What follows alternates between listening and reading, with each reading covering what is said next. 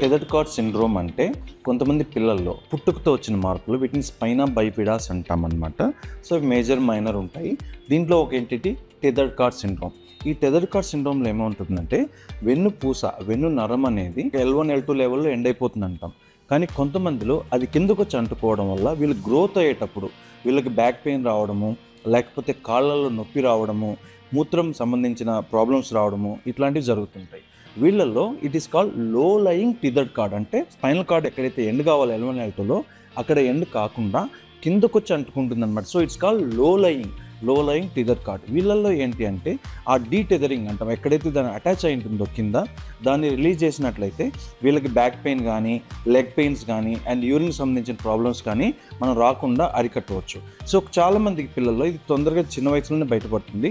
కొంతమంది అడల్ట్స్లో కూడా ఇది బయటపడే అవకాశం ఉంటుంది. అంటే చిన్నపిల్లప్పుడు వాళ్ళకి పెద్ద ప్రభావం చూపించదు. గ్రోయింగ్ ఇయర్స్లో 16, 17 ఇయర్స్, 18 ఇయర్స్, 19 ఇయర్స్ వచ్చాక కూడా ఈ సమస్యలు రావచ్చు. అట్లాంటప్పుడు మనం కంపల్సరీ ట్రీట్మెంట్ అనేది తీసుకుంటే better. If you found this video useful, like, comment, and subscribe for more health updates.